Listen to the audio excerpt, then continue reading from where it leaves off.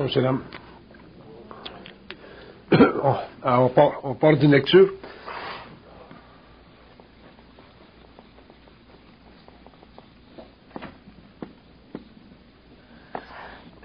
Alors, quand on fait une lecture, ils nous disent que la nature de l'homme est inconsistante avec cette dimension universelle. La nature de l'homme. Ce qu'ils veulent dire, c'est que la nature de l'homme incarné, autrement dit, la nature de l'incarnation est inconsistante avec la nature universelle de l'homme. Pourquoi?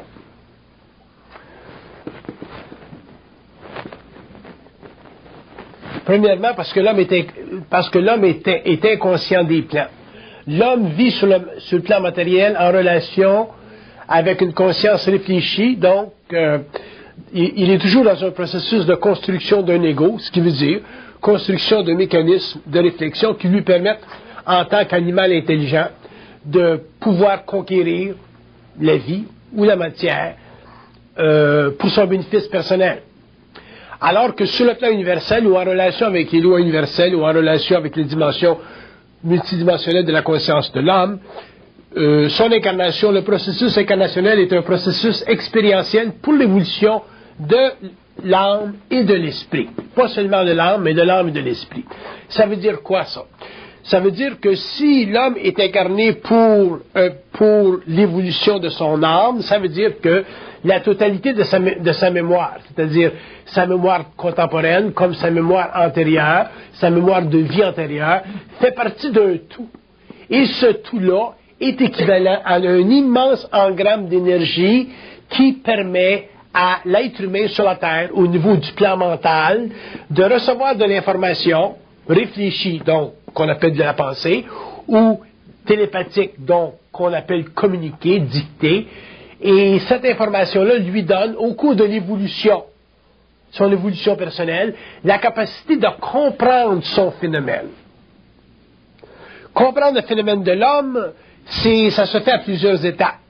Ça peut se faire sur le plan, ça peut se faire en fonction d'une étape philosophique, donc d'une conscience réfléchie, mais extrêmement intuitive, ou ça peut se faire en fonction d'une étape télépsychique ou télépathique qui fait partie de l'évolution et qui permettra éventuellement à l'homme de communiquer mentalement avec des éthers de vie qui sont extrêmement avancés, mais qui ont la capacité de communiquer avec lui parce qu'à travers le mécanisme de la pensée, ils ont le pouvoir de mettre en vibration ses engrammes personnels, donc la totalité de sa réflexion égocentrique qui crée la personnalité, qui crée son moi substantiel, son moi expérientiel, et qui lui donne un aperçu de la vie au-delà de la matière.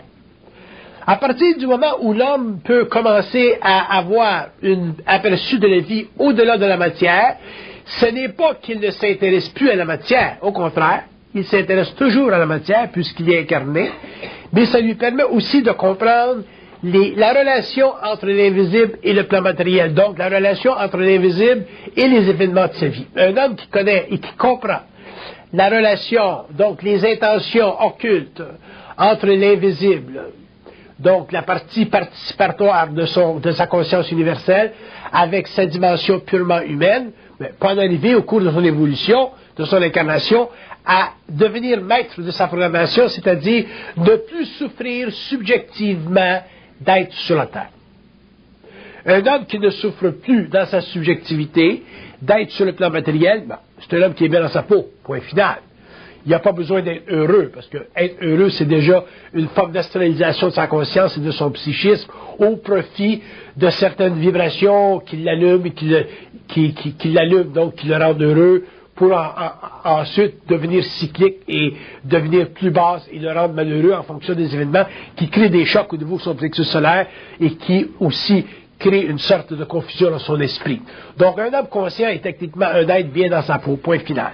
Chercher à être heureux, c'est purement une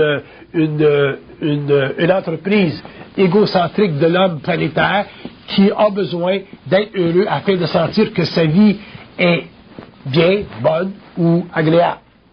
Mais la vie va plus loin que ça. La vie a des étapes de construction.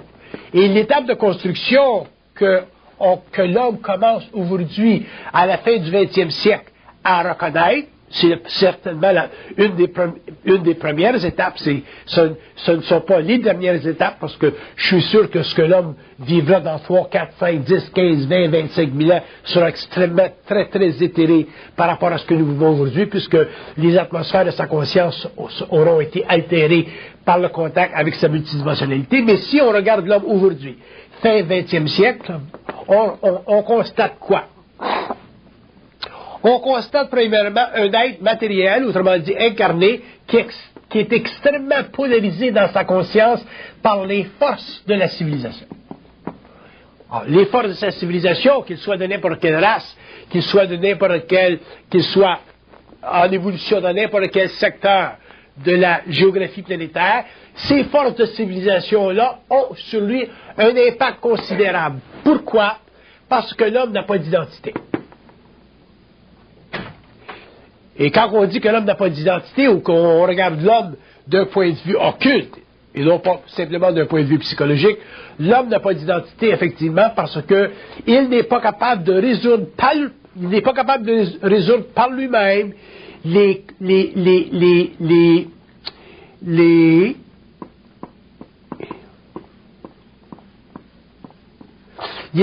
résoudre par lui-même la confrontation avec les vies. Autrement dit, quand l'homme vit des chocs de vie ou qu'il vit des choses qui ne sont pas agréables au niveau de son ego, il y a beaucoup de difficultés à traiter avec ces événements-là parce que il n'a pas de certitude. Et il n'a pas de certitude parce qu'il n'a pas d'identité, et il n'a pas d'identité parce qu'il est incapable, à ce stade de son évolution, de bénéficier d'une télépathie avec les dimensions universelles de sa conscience, avec sa multidimensionnalité. Donc, il est obligé de vivre sur la Terre, dans une condition purement animale intelligente. C'est-à-dire, l'homme est un être intelligent qui réfléchit à sa condition, mais qui n'est pas capable de la comprendre parce que il n'a pas suffisamment d'informations il n'y a pas suffisamment d'informations qui relèvent d'une conscience supérieure ou d'une conscience avancée. Donc, il est obligé de vivre ou d'interpréter le phénomène de sa conscience ou de sa vie existentielle en fonction de ses émotions et de ce que lui, en tant qu'ego, peut interpréter. Exemple, par exemple. Vous rencontrez quelqu'un dans la vie, vous l'aimez, vous vous mariez, vous avez des enfants, un jour ça ne marche plus, vous avez un divorce, les enfants s'en vont de leur côté, vous en avez du vôtre, votre femme s'en va de son côté. Pourquoi ça se produit? L'homme vit une crise, la femme vit une crise, les enfants vivent une crise. Autrement dit, on est toujours en crise. Notre vie, c'est constamment de la crise.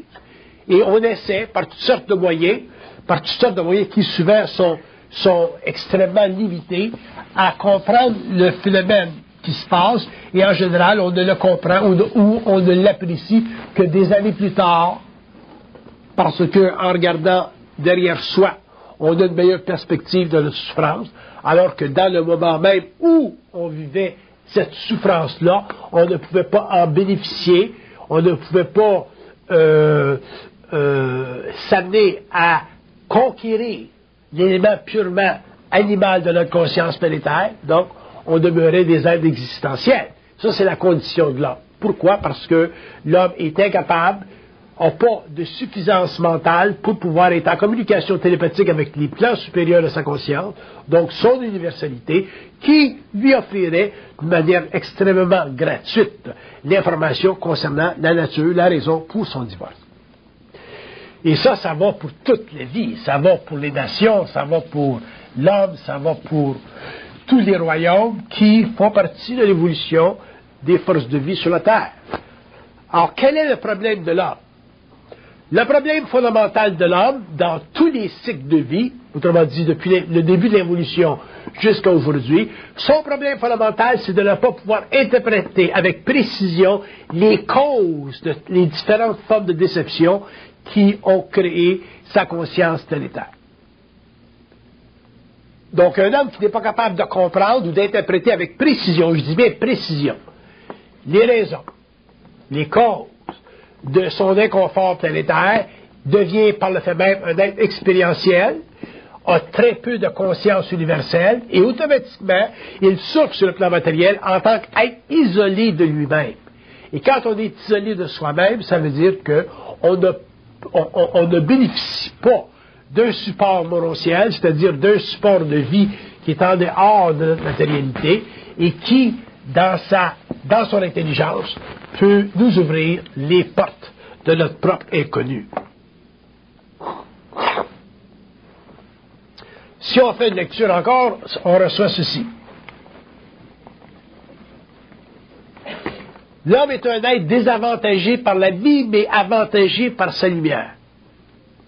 Ça veut dire que l'homme, qu'il soit de n'importe quel pays, de n'importe quelle zone, est désavantagé par la vie, parce qu'il y a beaucoup d'expérience dans la vie à vivre, ça fait partie de son incarnation, il est incarné pour cette raison-là.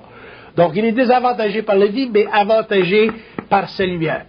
Et faire la connexion, faire le lien entre le désavantage que l'homme vit par rapport à la vie et l'avantage qu'il peut vivre par rapport à sa lumière, donc son intelligence intégrale, c'est un saut en hauteur extraordinaire.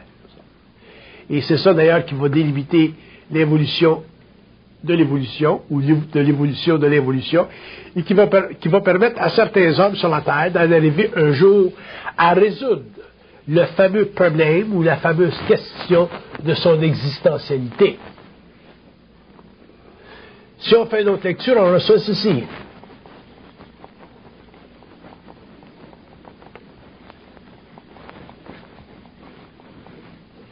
L'homme est à la merci de sa civilisation et il doit en arriver un jour, au cours de l'évolution, à mettre sa civilisation à sa merci. Donc, si l'homme est à la merci de sa civilisation, ça veut dire qu'il n'est pas capable, aujourd'hui, de contrôler les énergies ou les forces de sa civilisation qui influent sur lui et qui lui causent un certain degré de souffrance. Pourquoi? Parce que l'homme n'a pas suffisamment de conscience mentale. Donc, parce que l'homme n'a pas suffisamment accès à un réservoir d'information ou d'énergie ou de conscience ou d'intelligence qui fait partie de sa multidimensionnalité.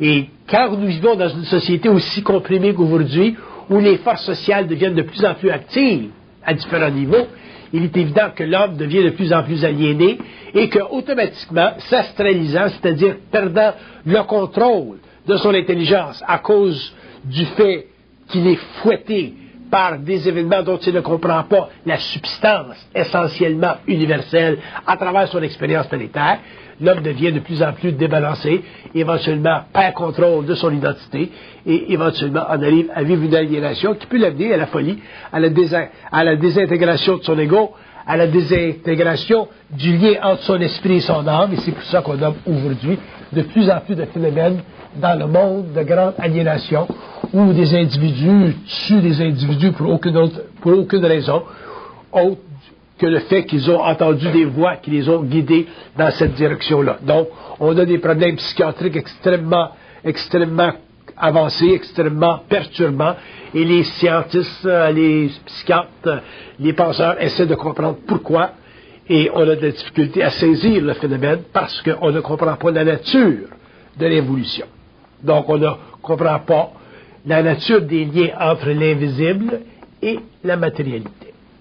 Et tant que l'homme ne pourra pas comprendre de manière froide et précise la nature entre l'invisible et la matérialité, il sera toujours un être sans identité. Et quand nous parlons d'identité, nous parlons de relation mentale de l'homme incarné avec des plans de conscience universels qui, en communication télépathique avec lui, peuvent lui apporter de la lumière, c'est-à-dire de l'intelligence intégrale, c'est-à-dire de l'intelligence qui n'est pas colorée par les forces astrales ou les énergies de la mort.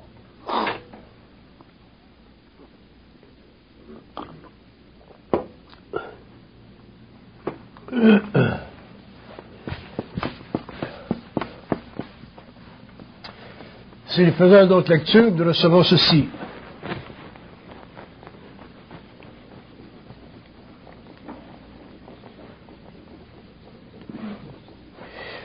On nous dit que l'homme est dans un état de doute constant, même si il n'en est pas conscient. L'homme est dans un état de doute constant. Ce doute-là s'aggrave quand les situations ou les événements de la vie deviennent plus prenantes. Ce doute-là diminue quand les choses vont mieux. Quand on est heureux, on a moins de doute. Mais encore, la fille qui rencontre un gars qui est heureuse pour la fin de semaine aura toujours le doute si ça va bien aller plus tard. Donc l'homme a toujours le doute. Et c'est quoi? C'est quoi le doute? C'est plusieurs choses, le doute. Premièrement, c'est la disconnexion entre l'homme, entre l'ego et son universalité. C'est-à-dire, c'est la disconnexion entre l'homme et le pouvoir créatif de son intelligence supérieure.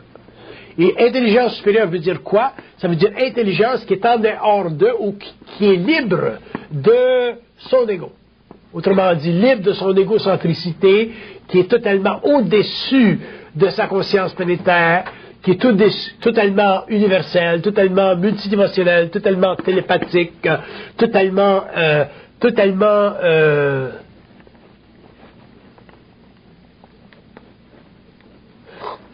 d'un autre monde. Et quand je dis d'un autre monde, je parle d'une autre dimension, je parle d'un autre plan, je parle d'une autre vie, je parle d'une autre relation avec l'origine de la pensée. Donc je parle, dans le fond, du lien entre l'homme et sa totalité et ce que certains appellent le caractère unique, unifié de sa conscience.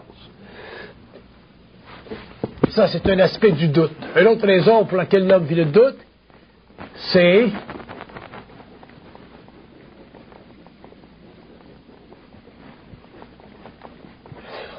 une raison pour laquelle l'homme vit le doute, c'est parce qu'il n'a jamais été entraîné au cours de son expérience à pouvoir absorber ce qu'on appelle le choc des événements, l'absorber sans y réfléchir de manière égocentrique. Autrement dit, quand l'homme vit un choc, il n'est pas capable d'absorber le choc de manière totalement intégrale, transmuter l'énergie émotionnelle en énergie mentale, donc devenir plus intelligent. Au contraire, ce qu'il fait, c'est que quand il vit un choc, il abaisse sa vibration parce que le choc l'amène à vivre l'événement de manière émotive et automatiquement, il ne peut pas bénéficier de cette énergie-là et reconnecter avec sa source universelle. Donc, il perd, chaque fois qu'il vit un choc ou qu'il vit un événement dans la vie qui traduit un inconfort, il perd toujours la chance d'occultifier sa conscience. Occultifier sa conscience, ça veut dire comprendre sa conscience planétaire, non pas à partir d'un point de vue égocentrique, égoïque, analytique, mais à partir d'une communication télépathique qui l'instruit instantanément sur l'apport d'une nouvelle énergie devant être transmutée pour qu'il en arrive éventuellement à une conscience plus avancée, donc plus intelligente. Ça aussi, ça crée le doute. Un autre aspect du doute. Le doute, c'est la déconstruction de l'ego. Un homme qui vit le doute vit la déconstruction de son ego. Il ne vit pas la construction de son ego. Il vit la déconstruction de son ego. Alors, chaque fois que nous doutons de soi-même, nous vivons une déconstruction. Pourquoi? Parce que les éléments psychologiques de l'ego, fournis par l'ego, donnent à l'homme l'impression qu'il est en perte de vitesse. Alors qu'en réalité, si l'homme est incapable d'absorber le choc, de ne pas vivre de déconstruction de l'ego, l'homme se construirait un ego extrêmement puissant, extrêmement lumineux, extrêmement vital, et ceci aurait un effet concordant sur le plan émotionnel, sur le plan de sa santé physique, et ainsi de suite, et l'homme deviendrait éventuellement un être de plus en plus unifié, et il pourrait vivre sur la Terre, passer à travers des conditions extrêmement difficiles et pouvoir s'en sortir. Pourquoi? Parce qu'il ne serait plus entaché par les aspects astraux de sa programmation, il ne vivrait que les aspects mentaux de sa programmation.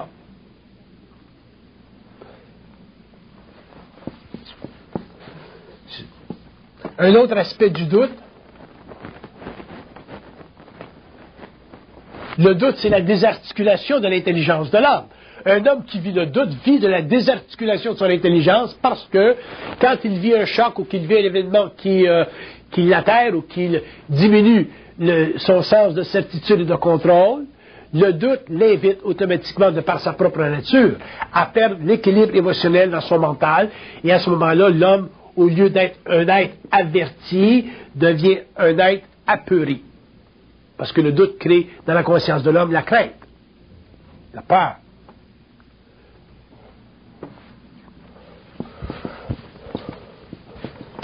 Une autre lecture sur le doute, c'est la faiblesse mentale de l'ego, le doute. Donc, un homme qui a le doute, qui vit le doute, vit une faiblesse mentale au niveau de l'ego. Alors, qu'est-ce que l'homme fait? L'homme passe sa vie à rationaliser les événements de sa vie, parce que le doute ne peut être absorbé par, ou les énergies, ou la conscience du doute ne peut pas être absorbée de manière froide par un ego qui a une conscience mentale. Donc, pourquoi les êtres rationalisent ce qu'ils vivent sur la Terre? Parce qu'ils ne sont pas capables d'absorber les chocs sans vivre le doute de leur expérience. Donc, c'est très important pour l'homme de comprendre la nature du doute. C'est très important pour lui de savoir qu'il doute quand il le vit, le doute, et pouvoir éliminer ce doute-là de sa conscience, parce que tant qu'il vivra le doute, il ne pourra jamais atteindre le niveau de certitude mentale nécessaire pour comprendre parfaitement les événements de sa vie et en arriver à avoir une conscience créative au lieu d'une conscience existentielle. Si on regarde encore le doute, puis là j'en parle un peu du doute, mais peut-être je pourrais en parler pendant 5 mois du doute. Parce que le doute, c'est un paramètre de l'inconscience humaine. Le doute, ça fait partie de l'inconscience de l'ego. Le doute, c'est une caricature de la conscience de l'homme. Le doute, c'est une absence de vitalité au niveau du mental. Donc, c'est une incapacité au niveau de l'homme, au niveau de l'ego, au niveau de son intelligence, de pouvoir réellement, parfaitement comprendre sa phénoménologie. Si l'homme comprenait sa phénoménologie, autrement dit, si l'homme comprenait le phénomène humain qui le concerne, l'homme n'aurait pas de doute et automatiquement ne vivrait pas sur la terre de conscience existentielle. Il aurait simplement une conscience créative et à ce moment-là ne serait plus victime de sa programmation, quelle que soit sa programmation, il serait parfaitement équilibré dans ses énergies. Donc le doute, si on fait une autre lecture,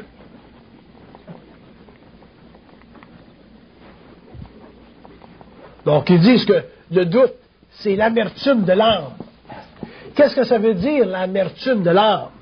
L'amertume de l'âme, ça veut dire que, incarné dans la matière, attelé à un mental plus ou moins efficace, qu'on appelle l'ego, donc, attelé à l'homme, ou vitalisant l'homme, l'âme est toujours en amertume, c'est-à-dire qu'elle n'est pas capable de vivre sous le plan matériel, dans un corps matériel, en relation avec des éléments qui lui sont donnés pour son évolution. Elle est toujours dans un mode de critique, elle est toujours dans un mode qui viole sa puissante liberté, elle est toujours dans un mode d'expression qui a tendance à la forcer à se comparer à d'autres, elle est toujours insatisfaite d'elle-même, elle est toujours plus petite qu'elle est en réalité, donc l'homme, par conséquent, n'a jamais sa pleine mesure, et si l'homme n'a jamais sa pleine mesure sur la terre, il ne peut jamais avoir une pleine mesure de lui-même, et s'il n'a pas une pleine mesure de lui-même, il est automatiquement un être existentiel, c'est-à-dire un être souffrant. Alors, que vous soyez pape, que vous soyez roi, que vous soyez pauvre, que vous soyez riche, que vous soyez beau, que vous soyez laid, si vous n'avez pas d'identité, vous serez toujours des êtres qui, un jour, se feront prendre dans le tournant de la vie, parce que le bonheur, ça n'existe pas. Le bonheur, c'est simplement un mouvement cyclique des énergies, des forces vitales, qui permettent à l'homme de se reposer pour ensuite recontinuer son travail. Et c'est un travail d'évolution. Aujourd'hui, ça va bien, dans 2 mois, ça peut aller mal. Aujourd'hui, vous êtes en pleine forme, dans 2 mois, vous pouvez vous faire frapper par un auto. Aujourd'hui, vous avez des enfants que vous aimez, et un jour, ces enfants, vous les perdez. Donc, un homme ou un être humain qui croit au bonheur, c'est un être qui est réellement, naïf. Un être qui est très naïf. Et la naïveté, ça fait partie de l'évolution. ça nous a permis de faire des poèmes, ça nous a permis de faire des opéras, ça nous a permis de faire des arts, ça nous a permis toutes sortes de choses, mais ça n'a pas réglé le problème de l'homme. L'homme a les mêmes problèmes aujourd'hui qu'il avait il y a 2000 ans, 3000 ans, 5000 ans. Les paramètres sont changés, les structures mentales ont évolué, les structures émotionnelles sont demeurées pas mal les mêmes, et l'homme aujourd'hui, dans une civilisation extrêmement complexe, extrêmement mécanisée, extrêmement astralisée, devient de plus en plus aliéné, et il commence à se poser beaucoup de questions par rapport à sa civilisation, alors qu'il devrait se poser des questions par rapport à lui-même et oublier la civilisation. Si vous commencez à vous questionner par rapport à la civilisation, à vous inquiéter par rapport à la civilisation, qu'est-ce qui va se passer dans 5 ans, 10 ans, 15 ans, 20 ans, comment le terrorisme va évoluer, qu'est-ce que ça va faire à nos villes, qu'est-ce que ça va faire à nos pays, qu'est-ce que les bombes atomiques à New York vont faire, vous allez capoter sur le top. Donc, que l'homme s'occupe de sa civilisation, c'est totalement stupide. Ça fait partie de ses faux droits en tant qu'être évolutif. Mais sur le plan d'une conscience évolutive, l'homme n'a aucunement à s'occuper de la civilisation, puisque la civilisation est régie par ses propres lois astrales, et que l'homme faisant partie des courants astraux de l'humanité, étant déjà incarné dans un corps matériel, dans un temps où il participe aveuglément à cette civilisation, n'a autre chose à faire que de se connaître lui-même parfaitement. Et à partir du moment où l'homme se connaît parfaitement lui-même, il n'a plus de problème avec la civilisation, qu'elle soit romaine, antique, antédiluvienne, ou qu'elle soit totalement de l'ordre d'aujourd'hui, parce qu'il devient intouchable. Il devient intouchable pourquoi? Parce qu'il ne peut plus être assimilé à cette civilisation, puisque les choses qu'offre la civilisation ne font plus de lui un être conscient. Ce n'est pas la civilisation qui peut rendre un homme conscient. Ce n'est pas la civilisation qui peut donner à un homme la certitude. Ce n'est pas la civilisation qui peut donner à l'homme ce je ne sais quoi que je sais, qui est intégral.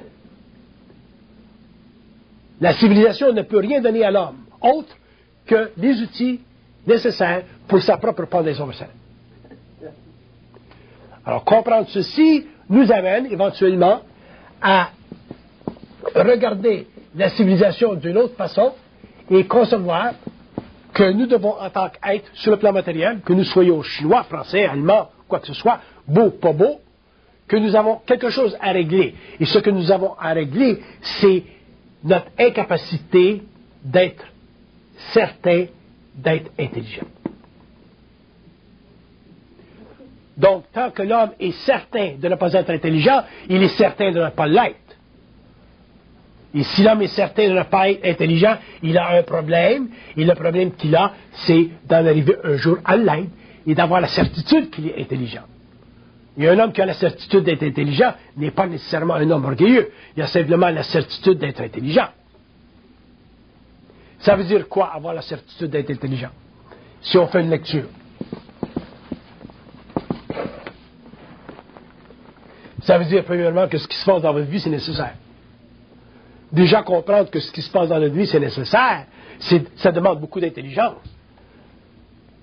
Parce que ce qui se passe dans notre vie, si on ne le réalise pas comme étant nécessaire, à ce moment-là, on nie la connexion entre l'événement et notre universalité. Et à ce moment-là, on tombe sur les lois illusoires du hasard, et on s'imagine qu'on a rencontré telle fille dans notre vie par hasard. On a rencontré tel patron dans notre vie par hasard. On a eu un accident dans notre vie par hasard. Il n'y a rien de hasardeux dans la vie. Tout fait partie de la programmation de l'homme. Donc, si vous avez rencontré telle fille dans votre vie, non pas par hasard, mais parce que ça faisait partie de votre programmation, et qu'il y a des développements qui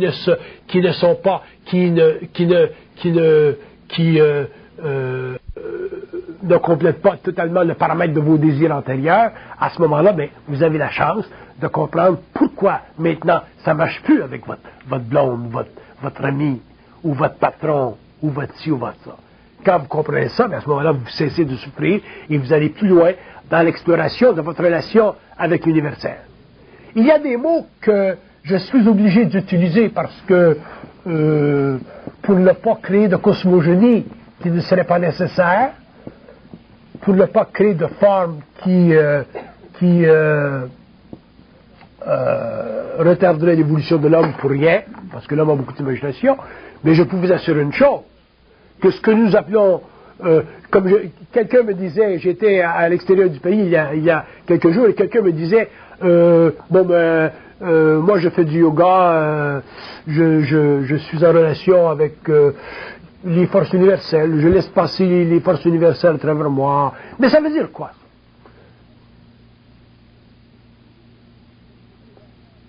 C'est ce que j'entends depuis des années. On entend ça depuis des siècles, à partir des Indes.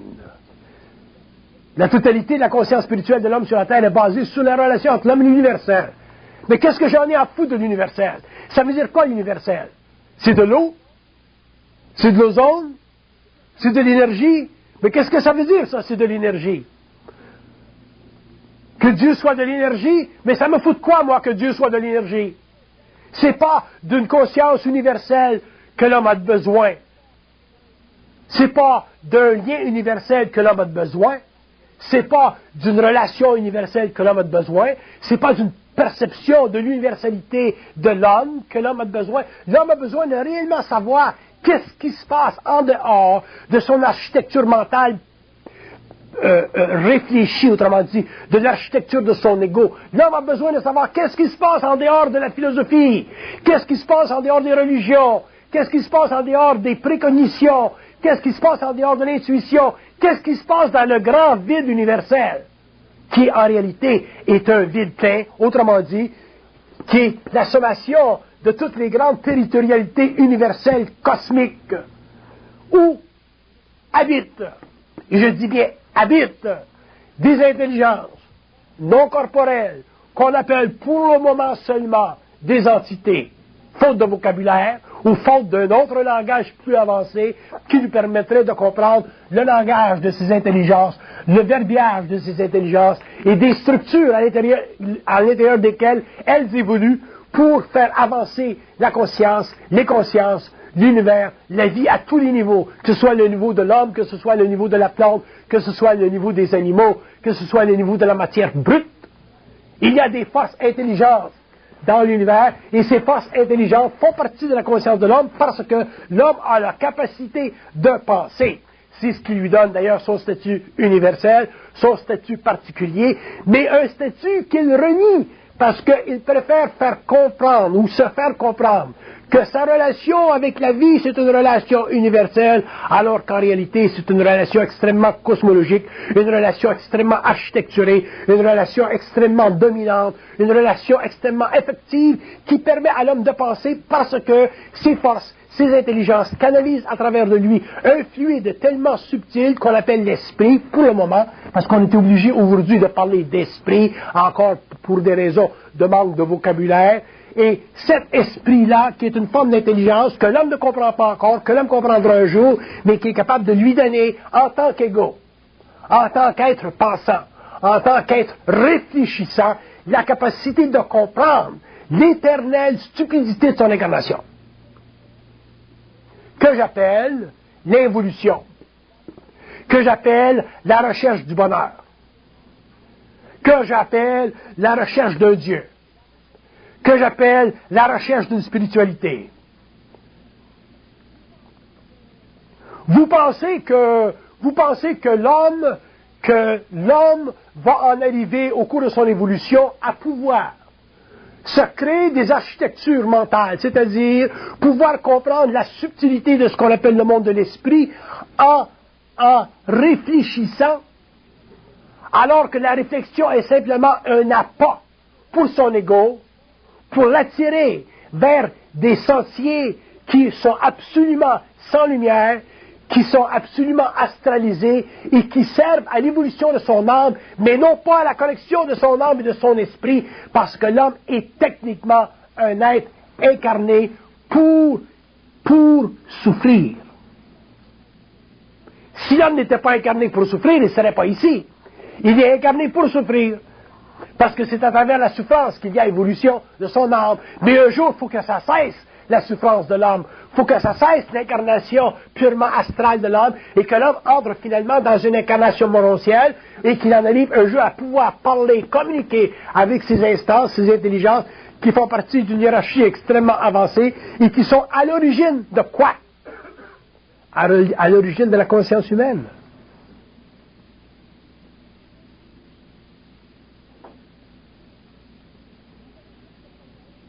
Vous n'avez pas de problème sur le plan psychologique d'interpréter la nature de votre conscience personnelle en relation avec une divinité. Ça, il n'y a pas de problème. Dieu, un bon Dieu, un grand Dieu. Whatever. Vous n'avez pas de problème avec Dieu. Pourquoi vous n'avez pas de problème avec Dieu? Parce que vous avez déjà établi depuis des siècles que Dieu est bon.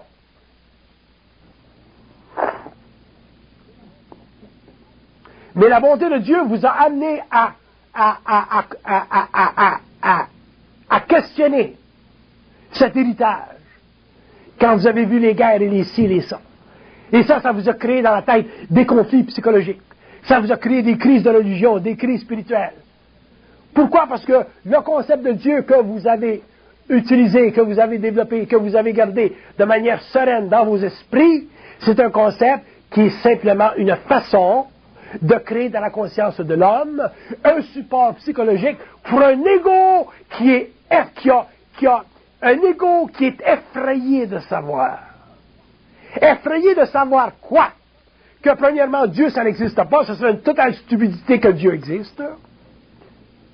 Qu'il y a des forces universelles, créatives, des entités, des intelligences qui sont en évolution dans le cosmos au-dessus de nous et qui, en relation avec nous, élèvent la conscience de l'homme, élèvent la conscience du royaume. Et si vous voulez unifier toutes ces intelligences et leur donner un titre et les appeler une sorte de divinité, ça c'est votre prérogative. Mais si vous faites ça, vous allez continuer à perturber dans votre conscience personnelle le monolithe de votre universalité et vous n'en arriverez jamais à pouvoir communiquer par télépathie avec des intelligences qui sont, dans le fond, à la source de votre lumière, à la source de votre pensée, à la source de votre intelligence et qui, avec vous, forment l'homme universel.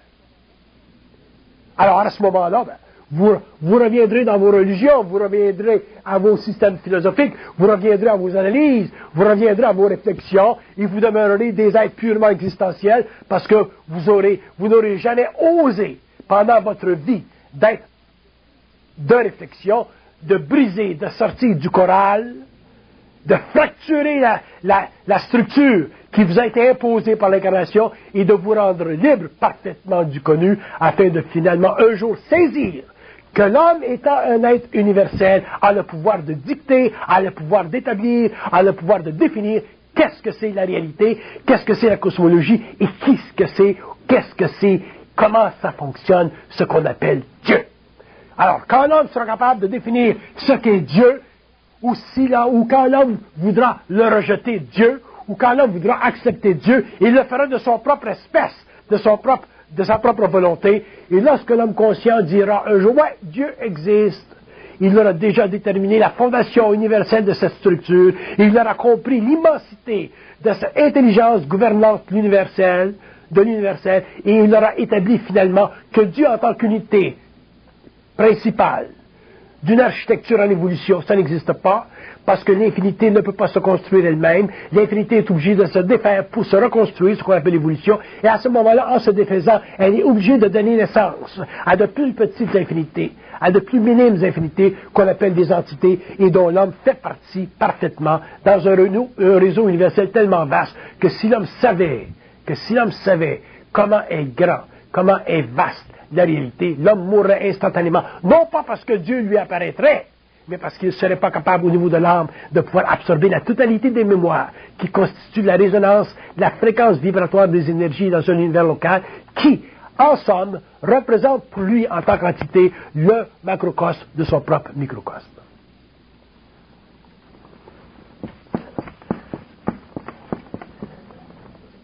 Pendant l'évolution, nous avons eu les religions pour nous soutenir émotionnellement, parce que pendant l'évolution, le temps n'était pas venu pour que l'homme sache. Dans l'évolution, l'homme, je parle de l'homme en tant qu'individu, je ne parle pas de l'homme collectif. Durant l'évolution ou dans l'évolution, l'homme sera obligé de faire sauter les religions, parce que les religions représentent pour la communauté de l'homme, pour l'homme en tant qu'individu, le plus grand des mensonges. La religion, c'est la fausseté suprême. La religion, c'est la stupidité totale. La religion, c'est l'incapacité de l'homme de se prendre en main et de faire sauter, d'éliminer de sa conscience les prêtrises, de faire éliminer de sa conscience les pouvoirs, qu'ils soient occultes, matériels, spirituels ou quoi que ce soit, pour se rendre libre de tout ce qui peut au-dessus de lui le désinformer.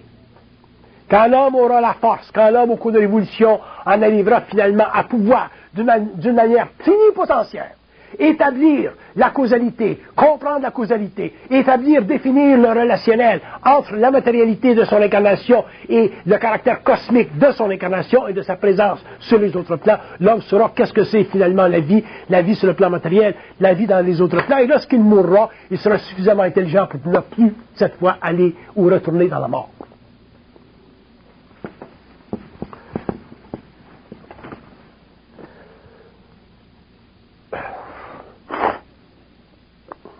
Ça débloque les sinus.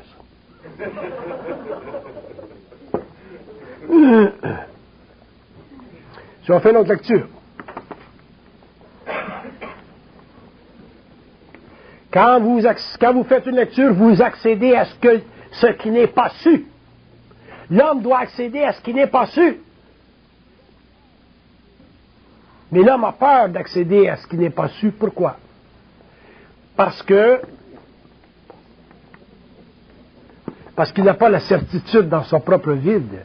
Si l'homme avait la certitude dans son propre vide, s'il pouvait être dans le vide, dans son propre vide, donc en dehors de la réflexion, et ne pas subir la crainte de perdre son esprit, la crainte d'être fou, la crainte de perdre conscience, la crainte de sortir de son corps et de ne pas pouvoir revenir dedans. Si l'homme était réellement un être solide, consolidé, intégré mentalement, émotionnellement, physiquement, l'homme n'aurait pas le problème avec son vide. Donc, il n'aura pas le problème d'absorber le choc de la certitude et de pouvoir éventuellement en arriver à communiquer avec des plans de vie qui sont essentiellement des plans d'évolution, des plans de conscience, des plans d'intelligence, des plans de lumière et des plans de structure, des plans de nouvelles structures qui permettent à l'homme de développer des nouvelles structures pour comprendre l'infinité et en arriver un jour à saisir pourquoi il est sur la Terre. Pourquoi il ne doit plus mourir en conscience astrale. Pourquoi il doit retourner, il doit sortir de son corps un jour en conscience morontielle. Pourquoi l'homme ne peut pas se fier au monde des morts. Pourquoi l'homme ne peut pas se fier au monde de l'intuition. Pourquoi l'homme ne peut pas se fier à rien autre que lui-même.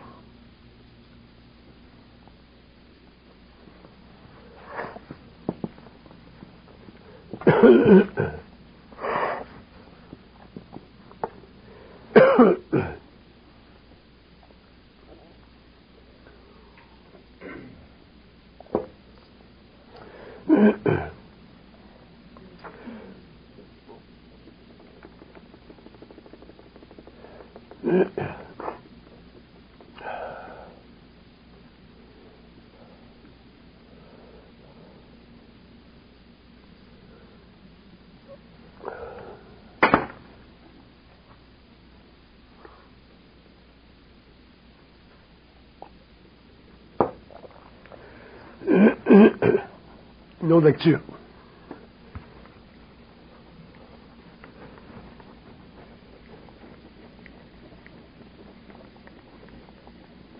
Ils disent que dans la conscience de l'homme, il y a des pièges, et les pièges font partie de son incarnation. Ça veut dire quoi? Ça veut dire que nous avons tous des personnalités. Et nos personnalités sont la sommation de nos pièges. La façon dont nous nous comportons avec les hommes, la façon dont nous nous comportons dans le monde, la façon dont nous interprétons notre civilisation, la façon dont nous travaillons avec l'homme, la façon dont nous nous exprimons, la façon dont nous pensons. Tout ceci fait partie de notre personnalité. Mais notre personnalité n'est pas réelle. Elle est simplement fonctionnelle. Elle fait partie des assises de l'âme. Autrement dit, notre personnalité, c'est la totalité de notre mémoire, présente et ancestrale. Et l'homme ne peut rien faire avec sa personnalité. Quelle que soit votre personnalité, vous ne pouvez rien faire avec. Parce que de la personnalité, c'est, si on fait une lecture,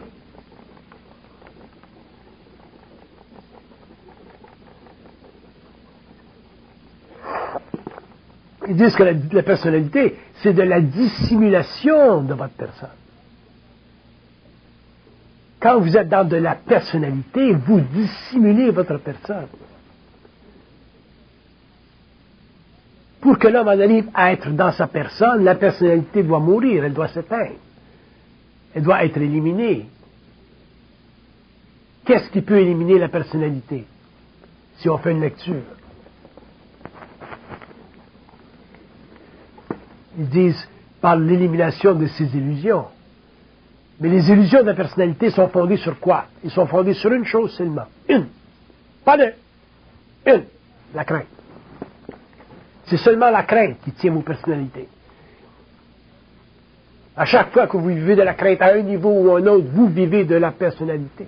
Dans la personne, la crainte n'existe pas. Dans la personnalité, la crainte existe. Toutes ces variantes, toutes ces variables. Et nous avons des civilisations qui créent la crainte. Nous avons des civilisations qui multiplient la crainte. Nous avons des civilisations qui s'engagent à cultiver la crainte, à garder l'homme dans la crainte, garder l'homme dans l'effroi. Nous avons des religions qui ont gardé l'homme dans la crainte. Crois ou meurs. Vous croyez que c'est bon pour les nerfs? Ça fait dire ça.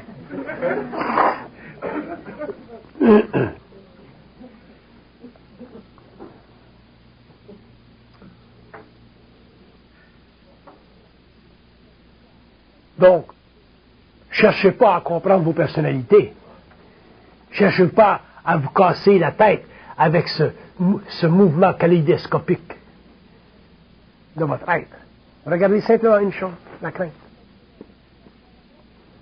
Votre mari vous laisse. Vous avez la crainte, vous êtes dans votre personnalité. Vous voulez un job. Vous avez la crainte que ça ne va pas marcher, vous êtes dans votre personnalité. Vous ne voulez pas aller en Floride, vous avez la crainte que l'avion tombe, vous êtes dans votre personnalité. Alors, si vous vivez toute votre vie dans votre personnalité, comment voulez-vous en arriver un jour à être intelligent? Vous ne pouvez pas. Vous allez mourir stupide. C'est sûr. Et quand on meurt stupide, on amène notre personnalité de l'autre côté, dans le monde de la mort. Tous les morts sont stupides. Ils sont aussi stupides que nous qu'ils étaient quand ils étaient dans la matière.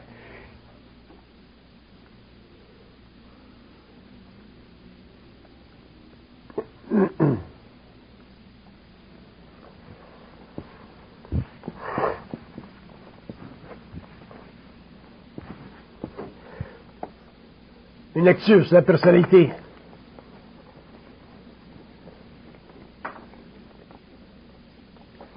Ils disent de la personnalité, c'est de la désorganisation organisée.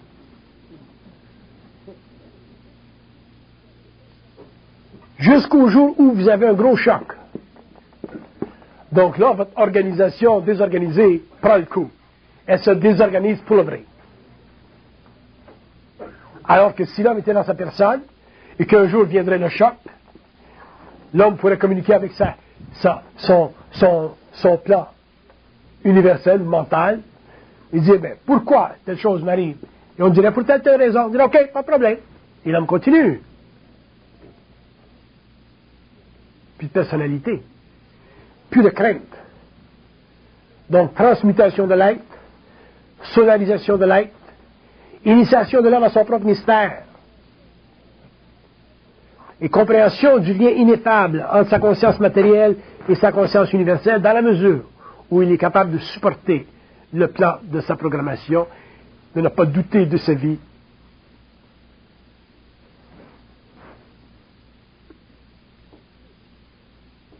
et d'être dans la certitude de son intelligence.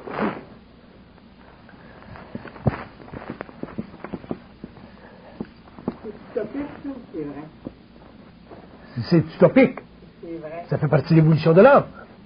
Ça fait partie de son évolution. Maintenant, dans le moment. Ça fait partie de son évolution. Utopique, ça veut rien dire. Utopique, c'est quelque chose qu'on essaie de comprendre psychologiquement pour en avoir une finalité. Mais dans l'évolution de l'homme, dans son évolution, dans sa progression, dans sa transmutation personnelle, il en arrive à saisir des choses. Et les choses qu'il saisit font partie de sa réalité. À ce moment-là, l'utopique n'existe plus. Ça fait simplement partie de sa réalité. L'utopique, c'est une dimensionnalité, c'est une qualité d'être-té ou de vie qu'on veut atteindre. Mais il faut que l'homme un jour en arrive à ne plus avoir à atteindre. Il faut qu'il soit simplement conscient de sa réalité, de sa personne, de son identité. À ce moment-là, la question d'utopie n'existe plus pour lui. Parce que la question d'utopie fait partie de sa question philosophique. Il est encore être philosophique. Mais un jour, l'homme ne peut plus penser comme ça, en tant qu'être philosophique. Mais comme tu parles, ça n'existe pas à ce moment. Mais ça existe. Ça existe. Ça dépend de l'homme en évolution, ça dépend de l'individu en évolution. Ça sera toujours mesurable sur une base personnelle et non jamais sur une base collective. C'est l'homme lui-même qui se saura lui-même, qui aura une mesure de lui-même. Ce ne sera jamais une mesure collective, ça c'est sûr.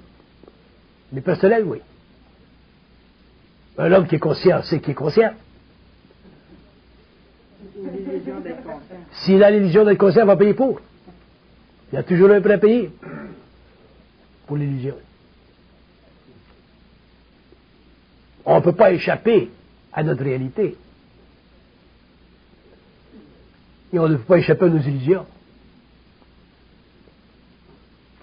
Oui.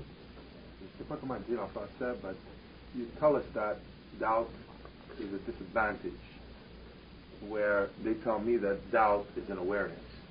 What would you have to say about that? Doubt is an awareness because if you have doubt, automatically you are subject to a form or a level of consciousness which is not totally integrated.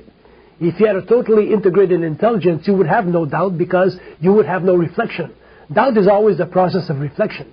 So no matter what they tell you, you must always know better than what they tell you because what they tell you is always proportional to what you can know. You have to be able to determine your own reality, your own dimensionality. On a trop été habitué pendant l'évolution, pendant des millénaires, à se faire déterminer par en haut ou faire déterminer par d'autres pouvoirs. L'homme doit en arriver un jour à déterminer par lui-même ce qu'il est et non pas le déterminer en fonction d'alliances astrales, spirituelles, philosophiques. This is why you say that us believing into a higher power or God or anything is because of not believing in ourselves, that we're always looking for some sort of thing to believe. It even goes further than this. The reason we believe in God is because we have not had the strength to destroy the concept. If we had the strength to destroy the concept, we would have no problem with the existence of God, and automatically as thinking people or as knowing people, we would reject it integrally because we would know that it is impossible, cosmically speaking, for a cosmic figure to unilaterally on its own establish the basis for all the possible divisible infinities in the universe because the universe is not compressible. And if we would understand that, then we would know that the universe as an expansion of energy forces us as human beings to interpret reality or that expansion not as a finite, infinite intelligence, but as a movement of energy which constantly tries to perfect itself, which we call perfection. And if you go back on the other mental plane and you ask them if that's the way it is, they'll be forced to tell you that this is the way it is, because once man establishes what reality is, the other levels cannot contradict him anymore. Why? Because he has distorted doubt. He has integrated the plane of moral consciousness and automatically is able on his own and with other human beings, if those human beings are able to understand themselves, to establish the parity of knowledge. Knowledge is not something which only goes like this. Knowledge is something which goes like this. But on the other hand, man has to understand one day that the relationship between himself and the universal must not be a vertical relationship. It must be a relationship of power.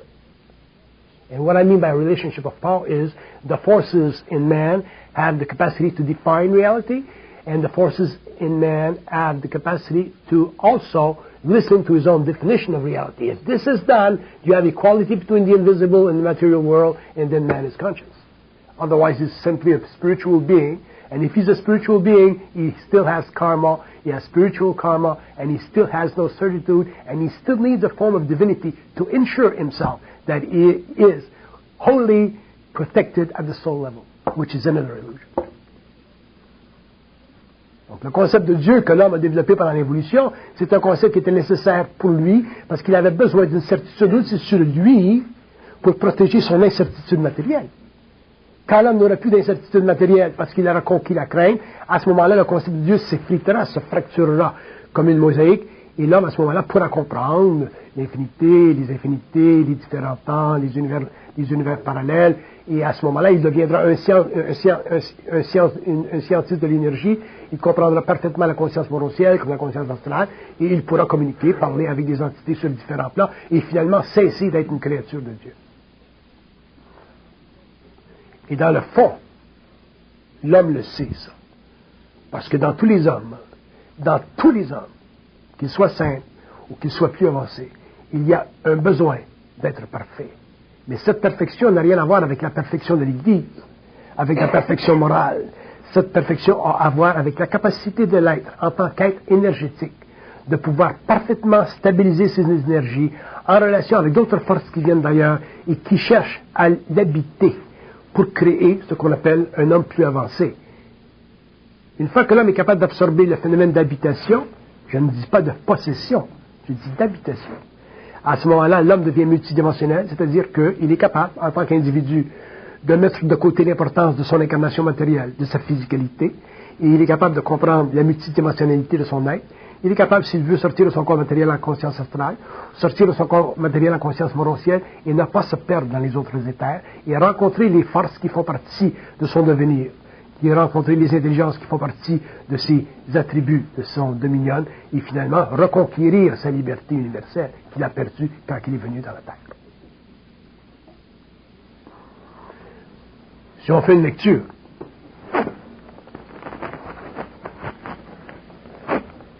l'homme est un être qui a été testé depuis le début de son humanité.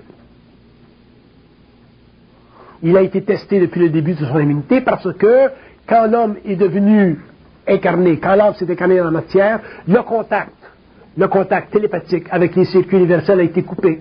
Quand ce contact a été coupé, l'homme a commencé petit à petit à développer ce qu'on appelle la raison, c'est-à-dire la capacité de réfléchir sur lui-même et sur son monde, mais sans les outils universels pour trancher finalement la question de son origine.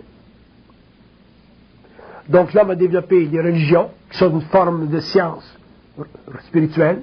L'homme a développé la science matérielle, mais l'homme n'a jamais été capable de développer un contact télépathique continu avec les plans, parce que le temps n'était pas revenu pour que lui retourne à sa source. Maintenant que le temps est venu pour que l'homme retourne à sa source, parce que l'échéance des incarnations tire à sa fin, il faudra éventuellement que l'homme, en tant qu'individu, et non pas en tant que conscience collective, puisse se réapproprier ce qu'il a perdu dans l'incarnation. Et c'est quoi? C'est la liberté d'être, la liberté de savoir. Je ne parle pas de la liberté de la connaissance. La connaissance, ça vaut rien, ça ne sert à rien. L'homme a besoin de savoir. Il a besoin de pouvoir ouvrir la champlure et l'eau descend, l'eau passe. La connaissance, c'est une réflexion. C'est une accumulation de mémoire. C'est sujet à la fracturation. Alors que le savoir, c'est infini. La source est infinie. Ça fait partie de sa morosalité. Ça fait partie de sa multidimensionnalité. Et ça fait partie de son droit.